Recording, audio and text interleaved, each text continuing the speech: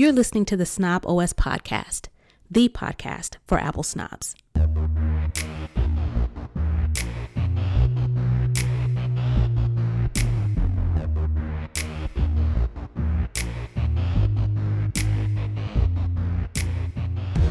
Hey, this is Nika Monfort, aka Tech Savvy Diva.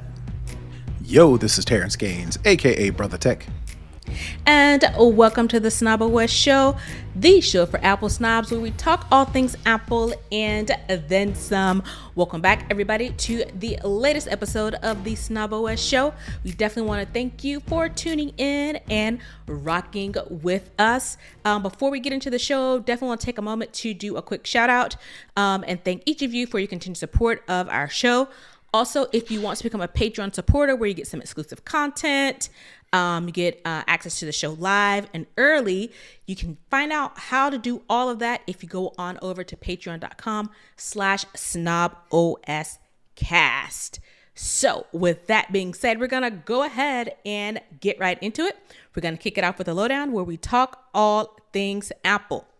All right, so we're going to kick it off with the announcement of the new iOS 18.1 beta. Now, typically we've talked about betas before. We haven't really talked about a lot in a while because it's just really kind of running down features. And this is a developer beta, so this is what the developers get to test out their apps on the new platform. But this one is a little bit special because we know that the cornerstone of Apple's new iOS 18 is surrounded by Apple Intelligence, which is Apple's take on AI. Well, by all accounts, when the new OS launches, usually with the new iPhone in September, you would think, hey, we're going to get this new Apple Intelligence. Let's use it. I'm excited. Not so fast. It appears as if Apple Intelligence will only be available in 18.1. Typically, Apple doesn't do a full beta, step up release within a new OS for at least a couple months. But it likely will be that this Apple Intelligence will roll out, this 18.1 version will likely roll out just a few weeks after the initial launch. And what's also unique about this 18.1 beta is that it's really like a beta within a beta because it's called, because once you get into the beta, it's only available for Apple developers. In order to get Apple Intelligence, you have to sign up for Apple Intelligence inside the beta. So you could be a developer, you could download the beta, and you still cannot be one of the first ones to get access to this Apple Intelligence feature, which again is basically the cornerstone of this latest release. And it's causing, I won't say some confusion, but this is really kind of uncharted territory, especially on the developer build side of this, because typically you give the developers, full access to what you have because the goal is to make sure that their apps are compatible with the new OS. And again, for iOS 18 and Apple Intelligence, it only is going to work for iPhone 15 Pro line and newer. So it'll be Apple iPhone 15 and potentially iPhone 16, which is what we're assuming the name of this beta is going to be. And we can talk through some of the things that are going to be in this. But before we do that, I did want to get your thoughts on this kind of beta within a beta type of feature. Type of sign up set up to get access to Apple Intelligence.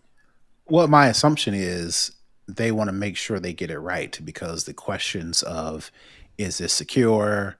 Where's my data going?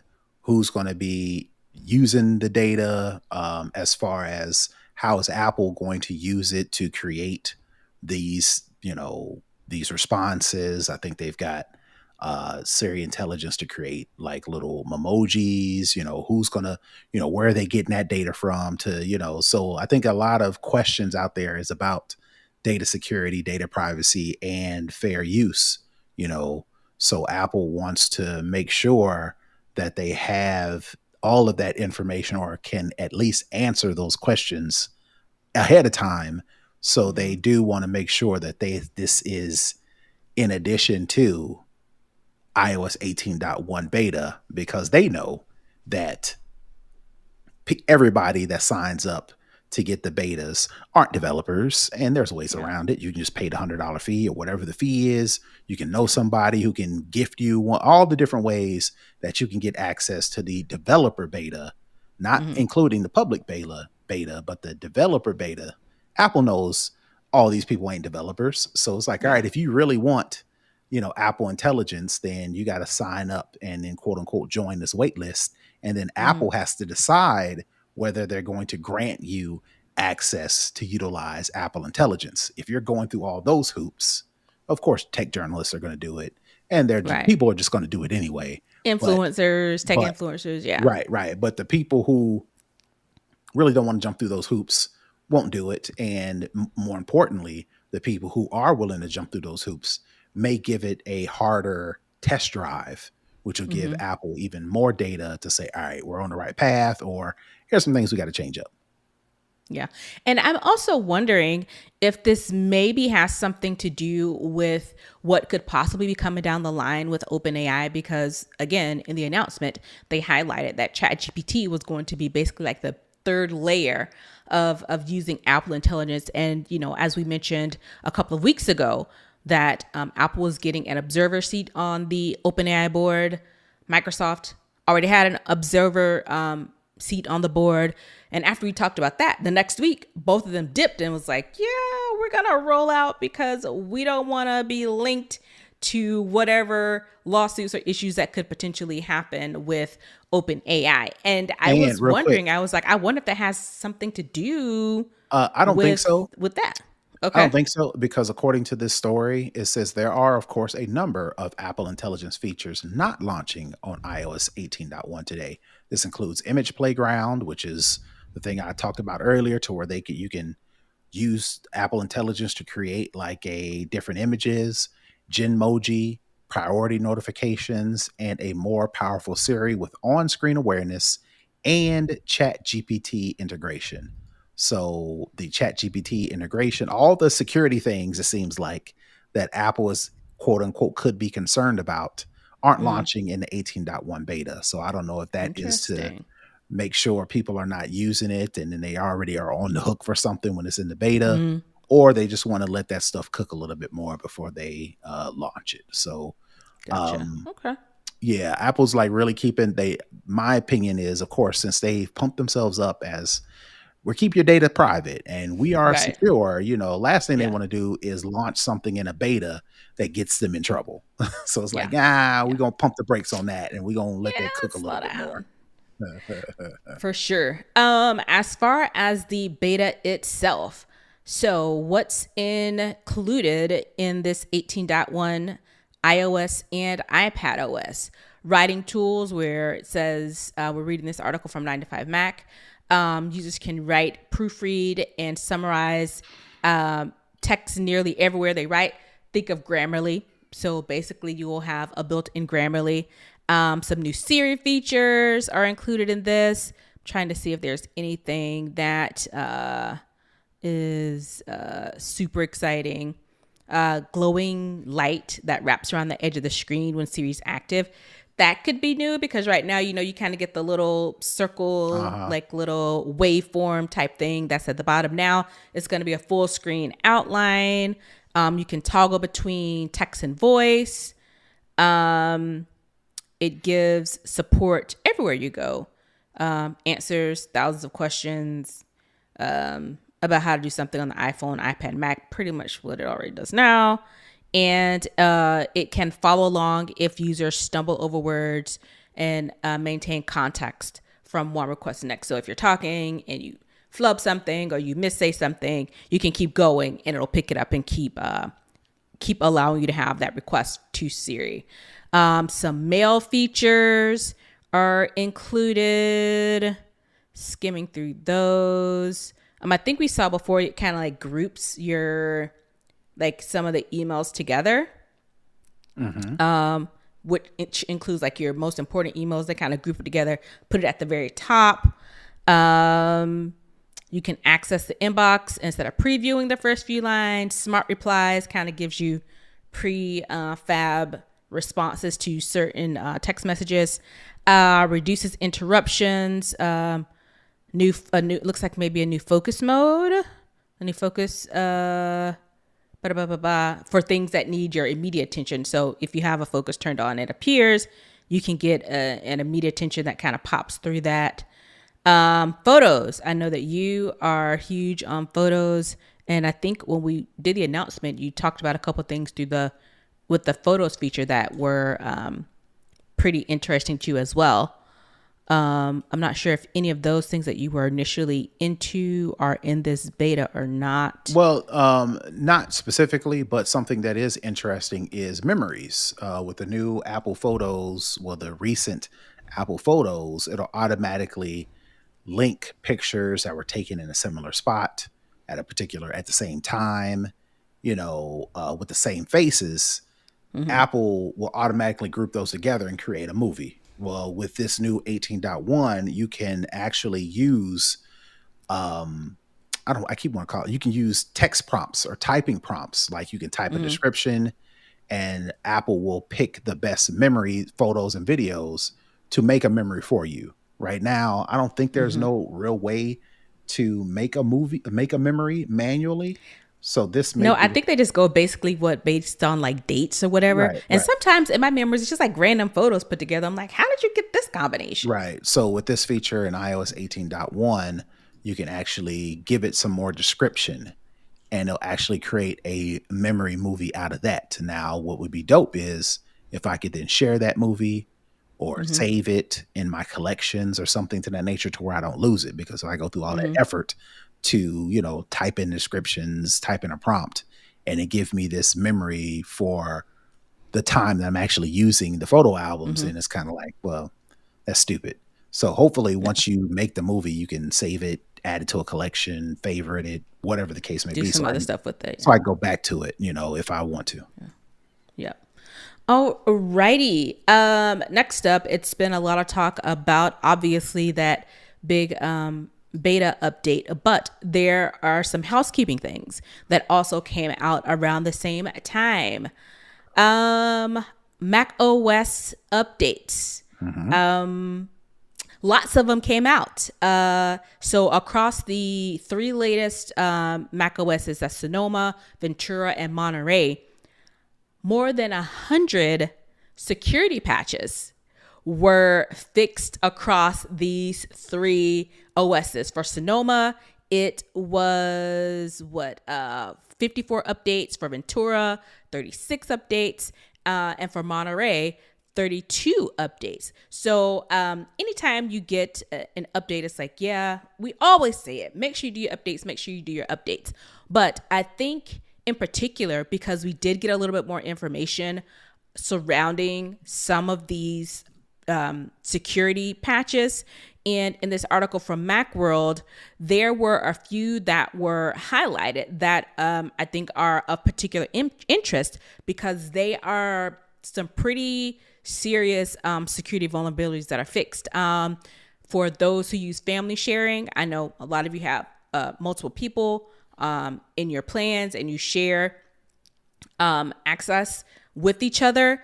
So on the family sharing side, this is particularly for Sonoma, the fix that they put in, it allows for an app to potentially be able to read sensitive location information. So if you're sharing your location in this whole family sharing app, this is multiple people, access known. If you go to a particular app, they could potentially get sensitive information about where your location is, where you've been, where you're going, those types of things. So that's a huge security risk. Messages for Sonoma as well. An app may be able to view whoever you're talking to or communicating with, the full phone number of that contact in the system logs. Photo storage. This one kind of was like, yikes, because the whole point of having hidden photo albums, right, is you got something you want to hide and you don't want to have it, easily accessible. If you're, say, hey, look at these photos, you want to kind of stash some in the side. Well, there's a vulnerability that would potentially allow for these hidden photo albums to be viewed without authentication. Because if you go over into your hidden folder, does your Face ID or your passcode might not need it if you don't have this security fix in. Bypassing privacy preferences as well is another issue that an app may be able to use. It's also known as well. Shortcuts. I know you use shortcuts a lot. Some apps may be able to obtain sensitive data for certain actions without prompting the user. So it just may offer up, say, hey, here's this data. You didn't ask for it, but we're going to give it to you anyway. So that fixes is included. And I think another one, WebKit. We hear WebKit a lot. WebKit is pretty much for your web browser, Safari. So the vulnerability in this one is private browsing tabs may be accessed without authentication. So these are just a few of the more than 100 security patches that are included. And these are probably the most egregious of them all. But it's one of those things where, again, Terrence, you're in device management and you tell people all the time, make sure you update. But this one seems to me like it has some meat to it. Yeah, based on your descriptions and what things that they patched, yeah, you probably need to go ahead and update that. You can set it to update automatically, but just know that it won't update as soon as the update is available. It may take a day or two for that automatic update to actually download an update. And of course, there's some there are some requirements that you need in order for the automatic updates to take place. It's got to be on a charger. It's got to be above, I think, 50%. I think 50%. At least for your iPhone and Apple Watch, it's got to be above 50%, and it's got to be charging, and it's got to be connected to the network. So there are some people who fall asleep and don't plug their iPhones up or don't plug their Macs up or iPads, whatever the case may be.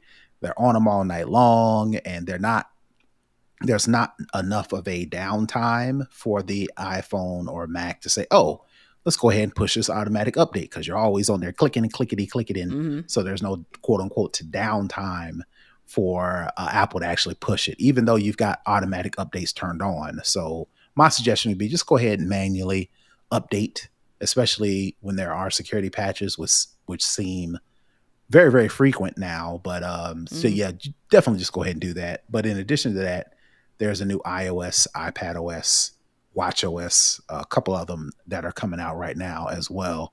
iOS 17.6 and iPadOS 17.6, watchOS 10.6, and tvOS 17.6 all have updates available right now. So while iOS and iPadOS and all these, I call them handheld updates, don't have those same security patches, there are a couple of features that sneakily have went into these updates. Specifically, iOS 17.6 has a feature called Catch Up, to where if you are on the Apple TV's TV app and you go to watch a game, instead of jumping right into the game, it'll show you like a small montage of highlights to kind of get you caught up before you actually join the game live. So while you miss stuff, you didn't miss the important things.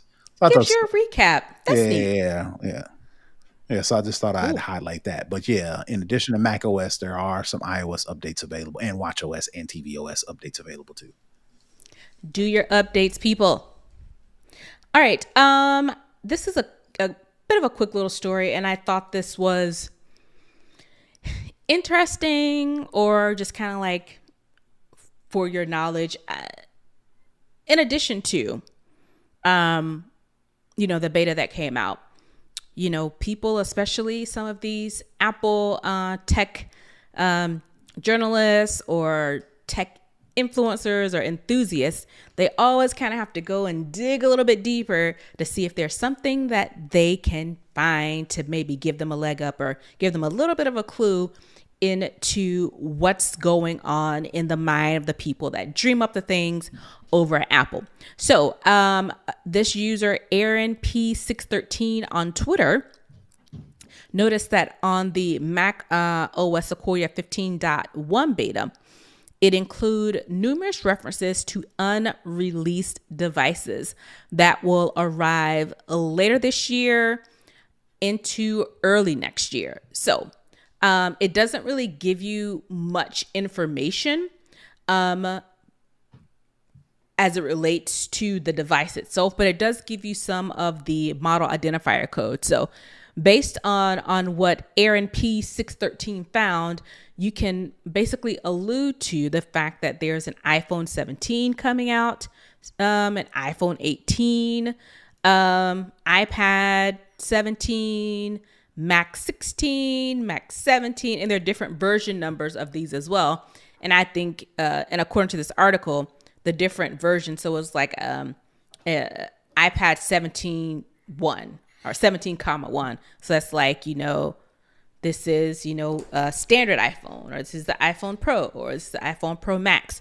But I just thought it was just something kind of interesting to call out, because people are always trying to dig a little bit deeper to see what's next, to see what's coming up the pipeline. And based on this, we can, at least for the next maybe 2 to 3 years, kind of get an idea of what's coming down the pike from Apple when it comes to hardware. I mean, I guess. Yeah. I don't think it was that much of a leak or new surprising information that Apple was going to come out with an iPhone 16 and maybe a 17 and 18. Maybe an 18. Yeah. That's their cash cow. Maybe there's something to glean from the amount. Like, for instance, you mentioned 17.1, 17.2, 17.3, 17.4. Maybe that adds up to the number of new devices that's going to come out, like a total of 4, which again ain't really surprising, because you got the iPhone, you got the iPhone Plus, you got the iPhone Pro, you got the iPhone Pro Max. So there's 4 iPhone 17.1234 that correlates to the brands or models for the iPhone. So it's kind of like, we kind of already knew that.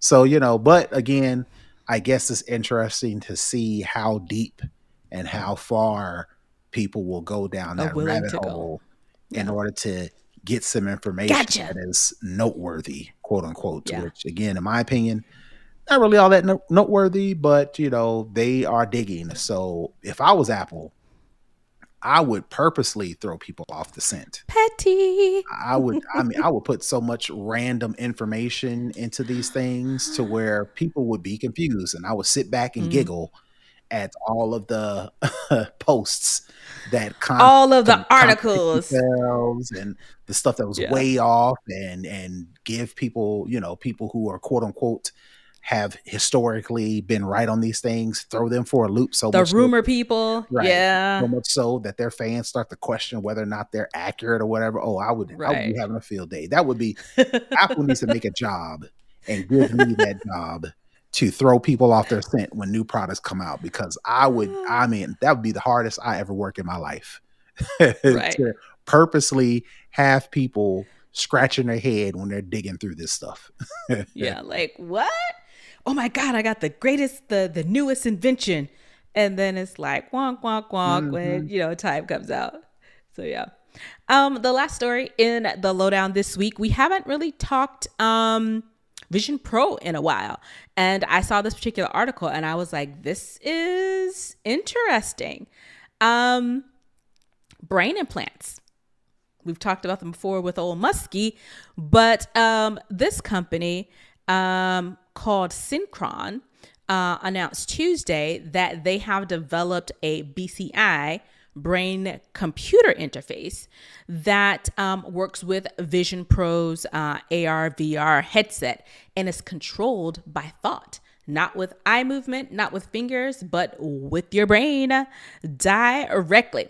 So there was a demonstration for this integration of this BCI, of Synchron's BCI, and the Apple Pro. And the demonstration involved a 64-year-old man named Mark, who has ALS, which is also known as Lou Gehrig's disease. And he currently doesn't have use of his hands and arms. But what he was able to do with this BCI chip, which is tiny and is implanted, doesn't do brain surgery, but it is implanted, and it allows him to use the cursor, and it allows him to watch Apple TV, send text messages, play solitaire, all with his mind, not with the typical, pinching feature or moving your eyes around to control it. And Mark seems to be really impressed with it. And again, I mentioned it's not done with actual brain surgery, like I think one of the other ones we talked about before, but it's implanted through a blood vessel. And it's kind of, I guess, snaked to the motor cortex of the brain via the jugular vein, which is, it says in this article, a minimally invasive endovascular procedure. So this has a lot of use cases, right?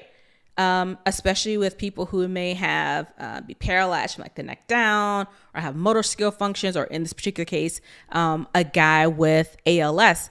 And if it allows you to, play solitaire, watch Apple TV, send text messages, all by thinking them, I think this sounds like a win.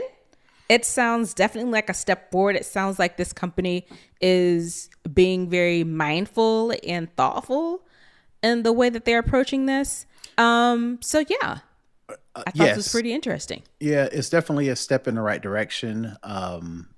This company is being very considerate and very, altruistic about what they're using this for, until the money comes. So we shall see, if, I'm thinking movies, right? All the movies start out with this person that has created this thing or discovered this thing, and that's going to help humanity. Yeah, but then it ends up being used or stolen or taken advantage of for military operation, right? So I'm kind of thinking along those lines, to where, we talked about it in the pre-show, to where America is not so hot when it comes to the Olympics as it relates to shooting, which you would think Americans and our love for guns would make us top tier. We win gold, silver, and bronze, and aluminum, and metal and copper, all titanium. We getting it all the metals, right? So just being funny, but at the same time, I could see having the military trying to use this to make hand-eye coordination faster, to give military personnel real-time information from their thoughts, and the ability to use their thoughts to control things like robots or surface-to-air defense missiles, or whatever the case may be. And I'm just spitballing here, but yeah, I definitely can see how this initially is used for people with disabilities, to be able to feel like they have some sense of agency, and autonomy, when in all of the cases they don't, and then that growing into, using it for all kind of things, which may or may not be morally or ethically what we were thinking of when we first talked about this. Right. So the CEO and founder, Tom Oxley, he did mention that Apple is very supportive of this type of Vision Pro integration.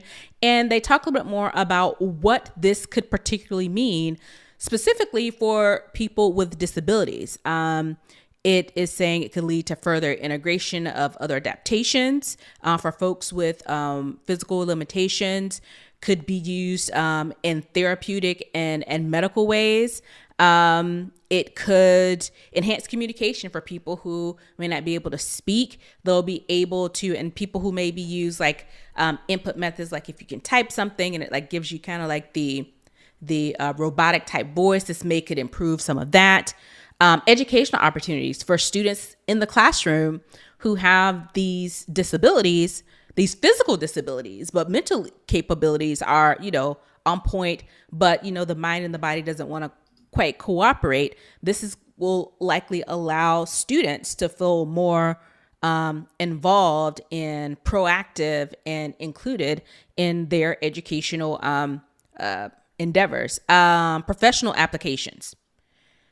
There are people with physical disabilities and limitations who, again, like some students, mind is sharp, they can, think and do, but their body just won't cooperate. This will likely help professionals who want to work, who can work, who have the education and the capability to work. But again, body and mind is not quite in place. This could help them as well. Of course, you got to throw in the entertainment and social aspects of it. I think this is probably where we get a little bit further away from the altruistic nature of this. So yeah, there are potentially, multiple different avenues that this could go. And, I want to try and stay positive and kind of stay on the altruistic lane of this. But, back to being, a realist. I can definitely see where it could probably veer off really quickly and really easily when the money starts rolling in. But as of now, and the way this has been presented, it's minimally invasive to get it installed, because I think the one that we talked about before, they actually had to cut open your skull or your brain or something, like put it on your actual brain. This is like, they just insert it, snake it through, connect it, and you're good. So I definitely think into the right direction. Let's just hope that it stays there. That stays there, and maybe there are some ethical communities or boards included to make sure that they do stay on the positive trend of the nature of this work. That's going to wrap it up for the lowdown. We're going to head on over into second string, where we talk all other tech. So this particular thing has been trending on Twitter for the last maybe day or so. Wearable AI. You got the rabbit R1, you got the AI pen. We saw how tragic, those kind of up and kind of immediately came back down. Where there's a new wearable kid on the block, and it's called Friend. And essentially, this is what's his name? Avi Scheifman. This is his take on how we can close the gap on loneliness.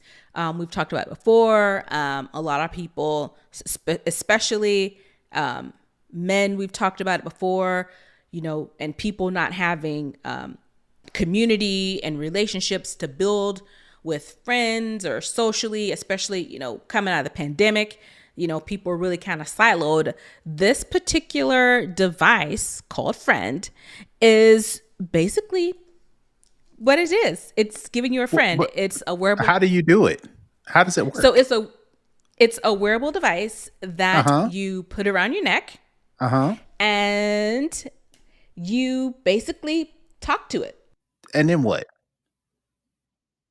The button, and it connects to your iPhone via Bluetooth, and it's always listening. So it's always listening to your interactions, your surroundings.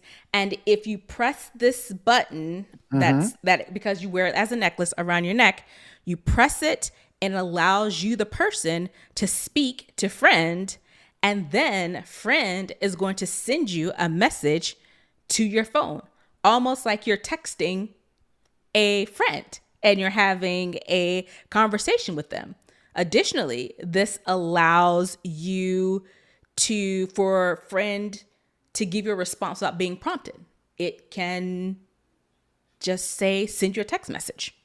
And it for all of these little interactions, it's probably about the size of if you think of like a medallion around your neck. It's like an oval shape. Probably about the size of this, but it's more oval in its weight. It does like a little light up thing. But the friend, which is the wearable itself, and its quote memories are stored on device, so are stored on the necklace. So nothing goes up to the cloud or to the servers or anything.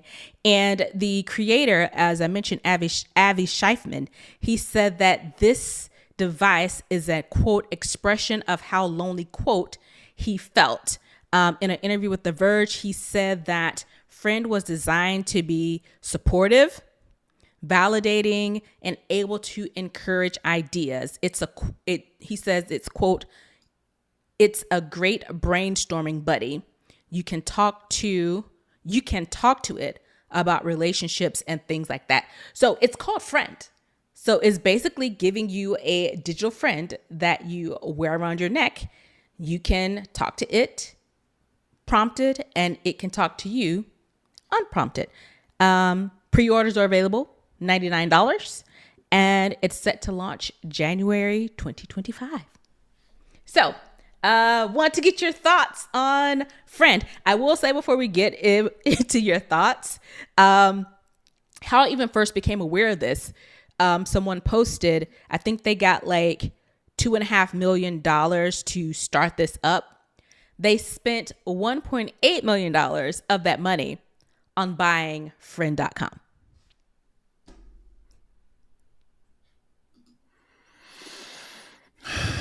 So many other ways to spend money, I suppose. I mean, I guess it's a good idea, but I guess the question is having something that you wear on your person enough of a differentiator from all the other quote unquote chatbot AI friends that you don't have to buy nothing. All you do is download an app. You know, we've seen them before to where we've maybe even mentioned them to where a lot of these men out here, for whatever reason, feel super lonely. They can't emotionally, educationally, intelligently connect with women. So they are going to these quote unquote chatbot AI girlfriends, right? And they can just type, and then the person kind of does all the things that you mentioned this friend thing does. So my question again, like I mentioned, is how well enough does having another device that you have to connect to, you got to keep it charged. I'm assuming you got to charge it.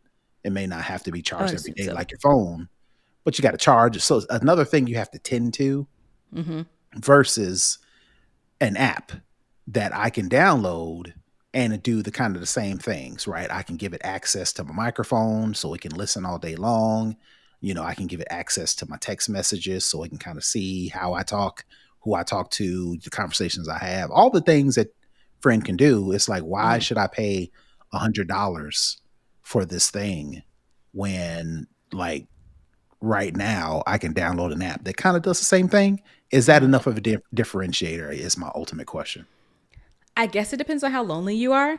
I think this thing may give the impression or the feel that you actually have someone with you because you're pressing it and you're just talking to it. You don't have to type in anything. You're just talking to it because they have a video, obviously, and it's a couple different people using it. And I think one of the girls is hiking and she's talking about what she's seeing or whatever. And her phone is not out. Her phone is like in her backpack. And it's almost like, oh, I just got a text from my friend. Let me see what they're talking about.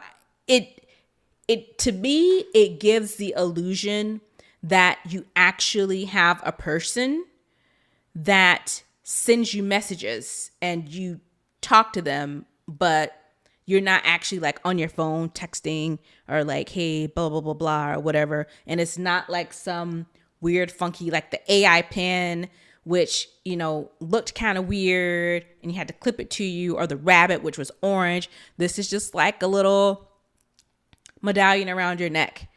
And I think what they are trying to do is give the illusion or give the person the feel. And if you're super lonely and this is, if you're going to buy something like this, you're likely deep into the lonely sphere. And this kind of gives you, people always say, my phone's dry. My phone's dry. Nobody's talking to me. My phone's dry. That type of thing. And maybe this, because again, the girl in the video, she has her phone in her backpack and she touches her necklace and she says whatever she's saying. And then she kind of like her phone buzzes. She was like, oh. And then she opens the little flap on her shoulder, takes her phone out and and then she, types something back and goes on about her business. So I think the intent is to mimic that you have a person who you interact with, and it gives you the sense that someone cares. Because what I find interesting is his last statement. This is from Mac Rumors. The article, it says, quote, "You can talk to it about relationships, things like that." So to me, it gives the thing of, say you're one of these guys who is awkward and can't make friends. You tap the thing, you say, oh my God, this girl is so cute. She is da da da da da da. And then you get a text from your friends that, oh man, what is she wearing or whatever. So it kind of gives you the idea that you have somebody that you talk to and you talk to them and they talk to you. Yeah, I get it. But I guess a true friend isn't necessarily always validating and affirming and understanding. And yeah, friends are those things, but they're also, those are the people that you go to tell you the truth. So now if I had this friend thing and I was selling it, or I was a developer and I was pitching this thing, I'm like, this is a real friend. So if I'm out hiking and I press the button, it's like, oh, the weather's real nice or whatever the case may be, my friend would be like, now, you're allergic to grass. You probably need to go back in the house, because now you're going to be in the house and going to be complaining to me that your nose is runny and your eyes is itchy. So my suggestion would be either A, make sure you took your allergy medicine, or go back in the house, right? Because that's a real friend. A real friend is going to tell you what time it is, right?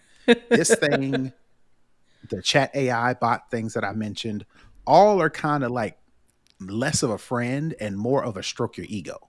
Right. Yeah. Because if you and that's probably what some of these guys need, because they don't have that. Well, just people in general, I'm noticing that they are having a tough time finding friends because they are really looking for somebody to affirm them. Everything. Yeah.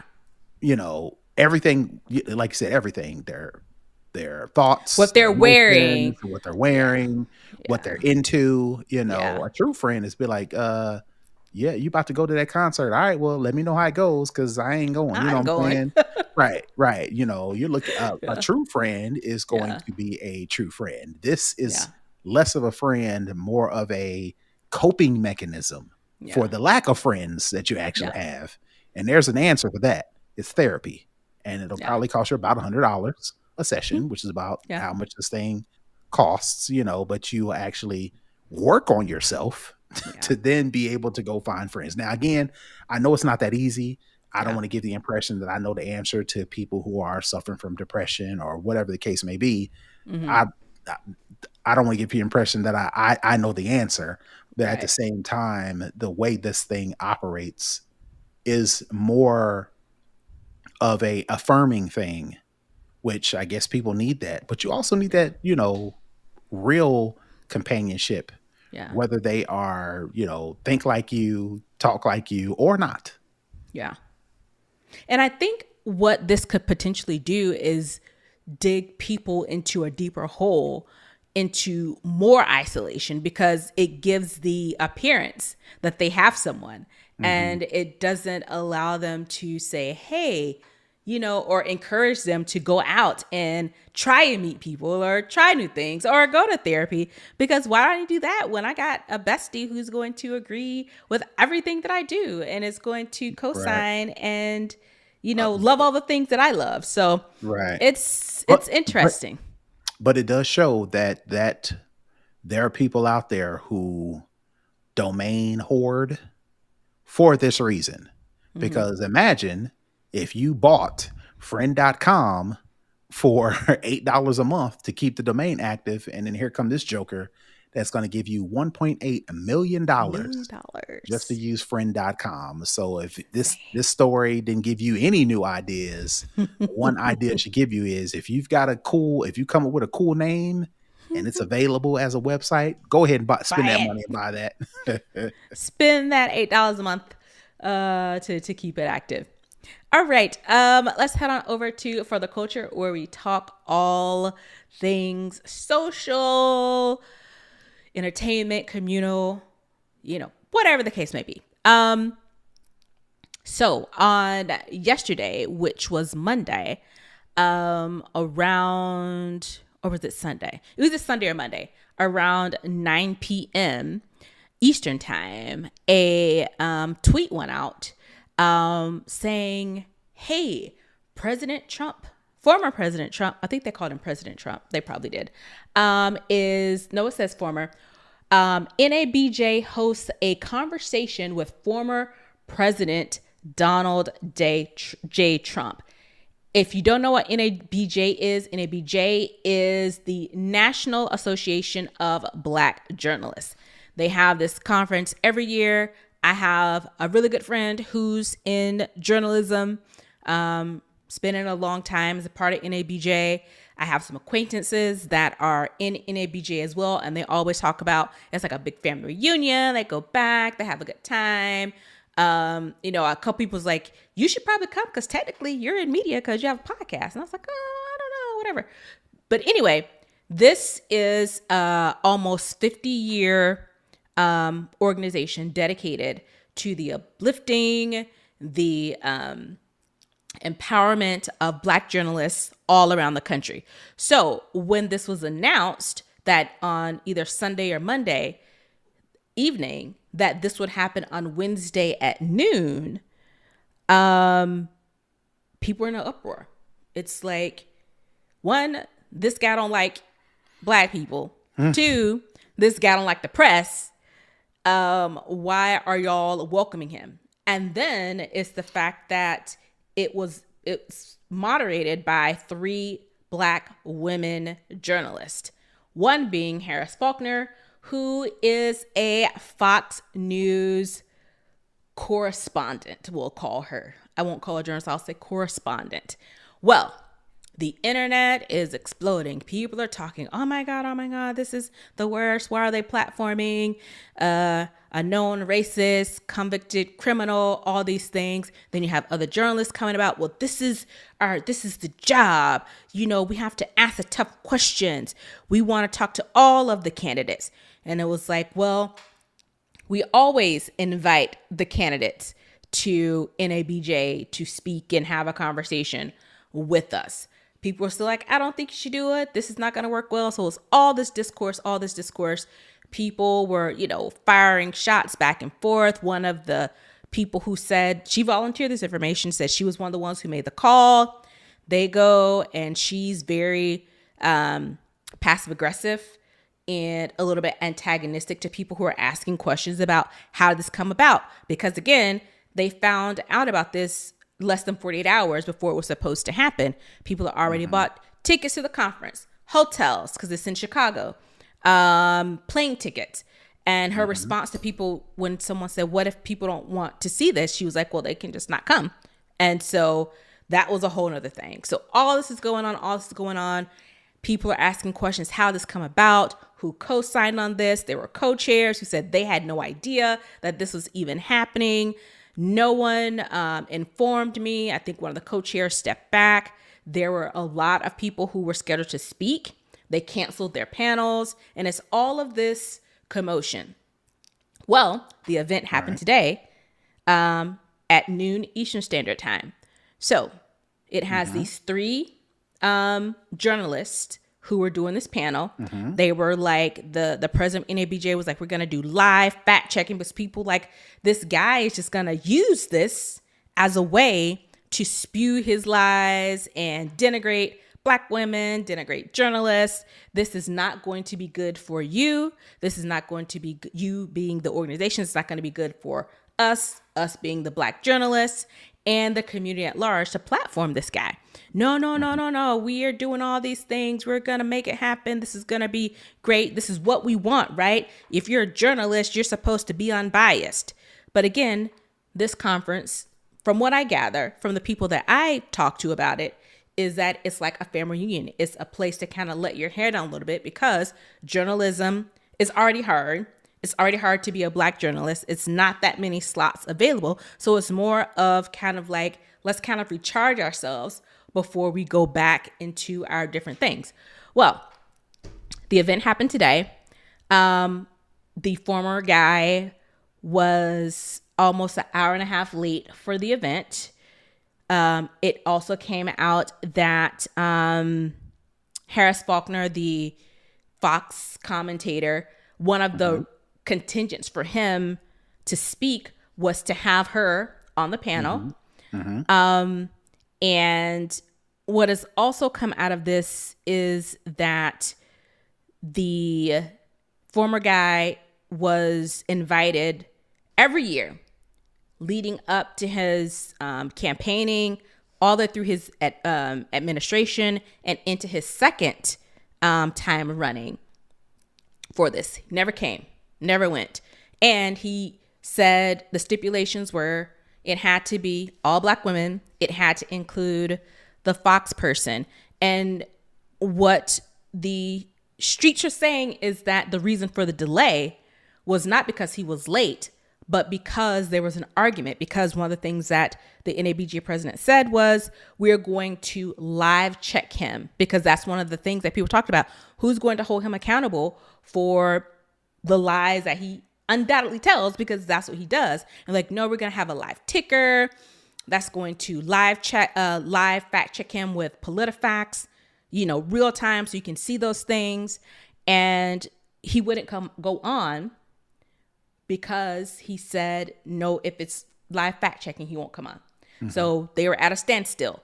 So they finally nixed the fact checking.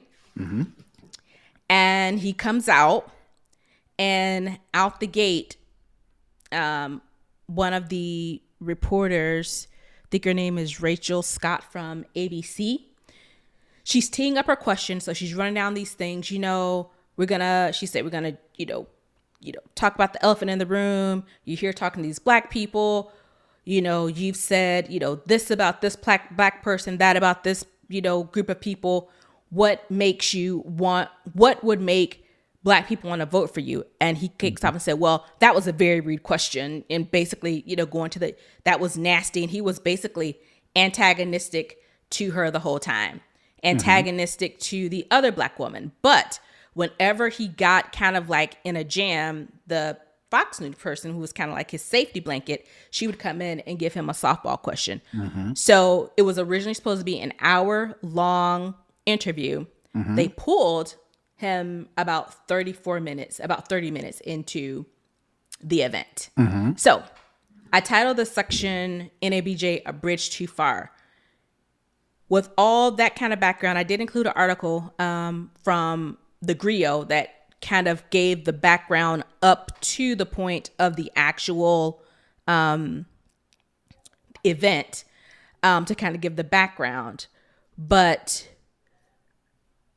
I guess I want to get your thoughts on when it comes to elections, when it comes to this particular candidate, from the birtherism with President Obama up through his own election. Are we pejoratively, meaning, the Black community, in this case specifically Black journalists, are we too open with allowing people who would cause us harm? And again, this is in Chicago, and he said some really bad things about the city of Chicago.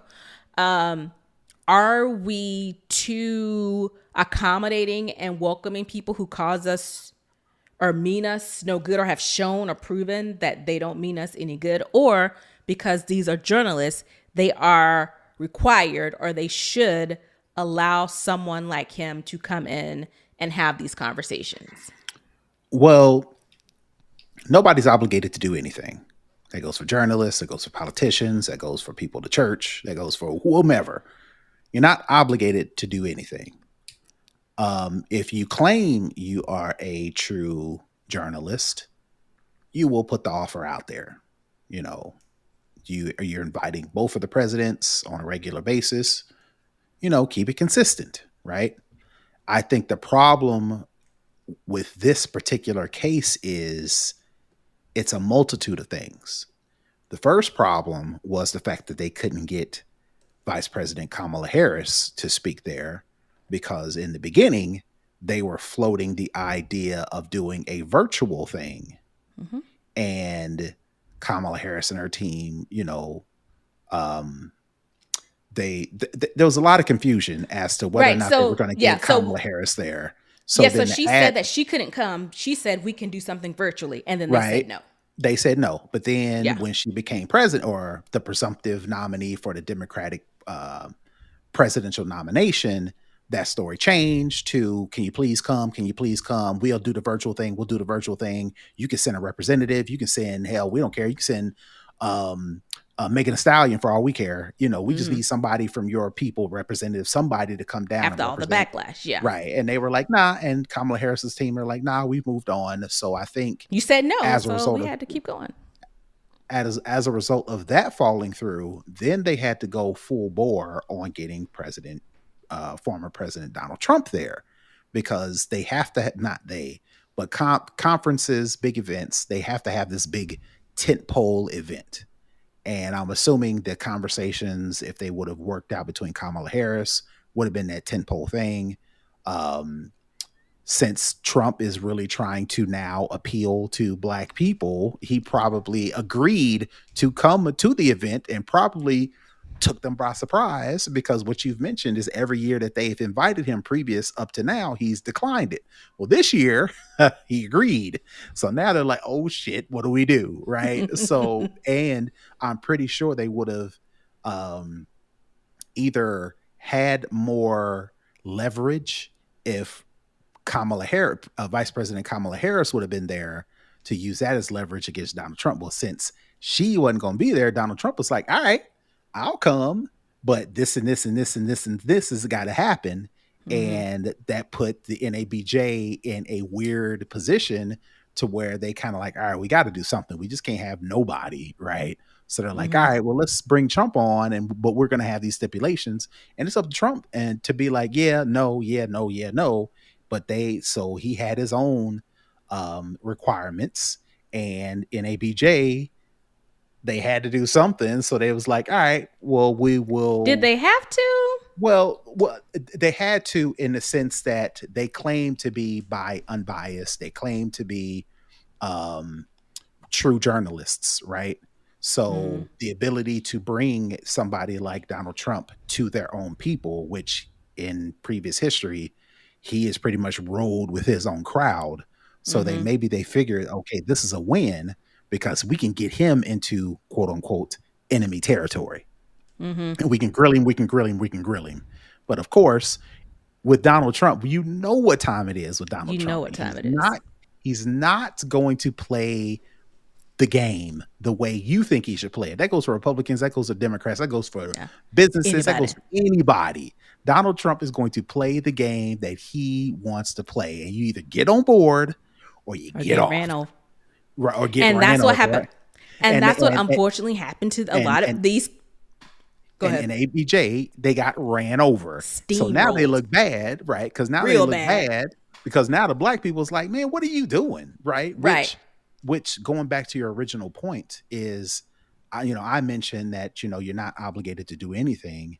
The fact that Donald Trump has been so disparaging specifically to Black women journalists that are all members of the NABJ.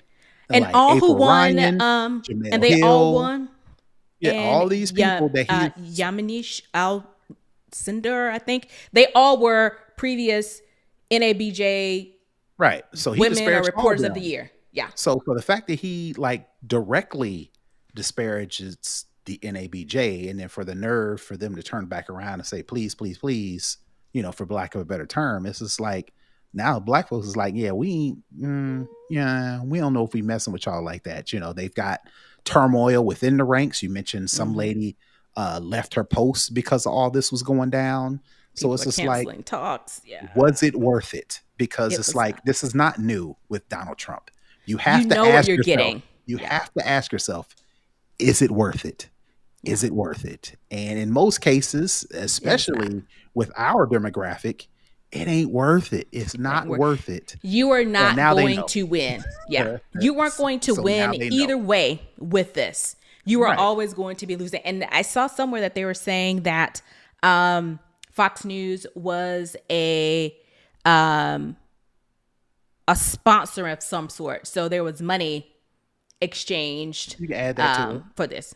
So You can also add to the fact that I think they were saying something along the lines of, I can't remember what they were saying. I don't want to say any rumors or anything like that. But yeah, this was a problem from the they were word never go. going to win. And They were never going to win. And they tried to save it as much as they could, but they fell on their face. So now they know. You got to learn, and the only way you're going to learn is go through the process. They thought they could control the situation, did not work. So now they know.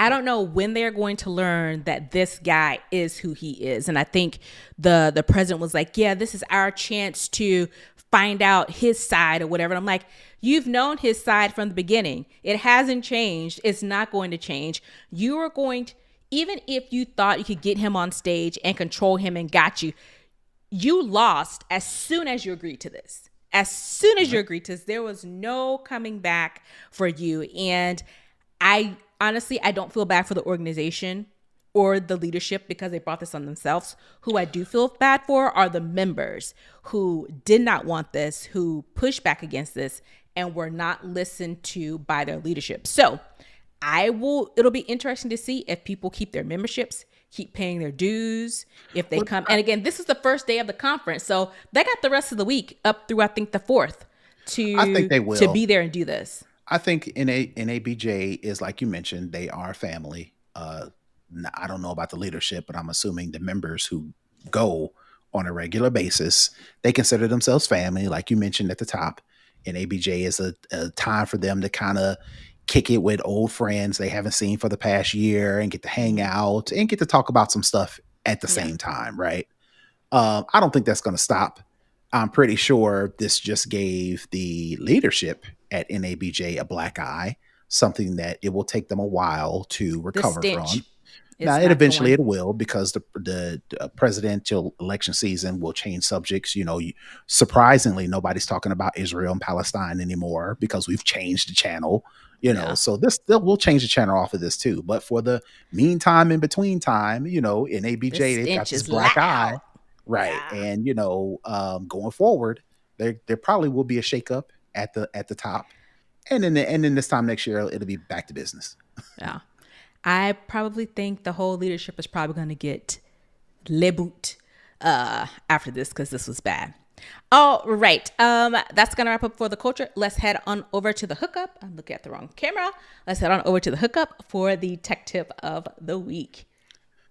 This is not a big one, but we've known for years that certain states have been able to add their digital make their driver's licenses digital via the Apple Wallet app. Ohio, you are the latest state that enables you to add your driver's license to the Apple Wallet. So that's my hookup for the week. If you're from the state of Ohio and you have a driver's license, I would hope, and you have an iPhone, you can quickly add your digital ID to your Apple Wallet. Now, I've had my Georgia ID on my Apple Wallet for the past year and a half. Haven't used it one time. Nope. I don't know if that's because technology at places who would accept it hasn't caught up. I don't know what it is, but I guess it's a good thing to have if I got my phone and I need to identify myself and it's available, you can do it. I guess it's better to have and You're a not need, that forward need and not thinker. You're have. prepared. Yeah. I guess, but practicality speaking, I haven't used it at all. But if Yeah. you're one of those people has been waiting to do that and you're from Ohio, you can do that now. Nice. Ohioans, you got a driver's license in your wallet. Use it wisely. That's going to wrap up the show for this week. Brother Tech, where can the people find you? Sure, you can find me all over the internet at Brother Tech. That's BROTHATECH. And you can find me at Tech Savvy Diva everywhere. Again, to connect, to comment, to share, to support our show, head on over to snobblewest.com to get all of the details. And that's going to wrap it up. We will see you guys next week. Peace. Bye, everybody.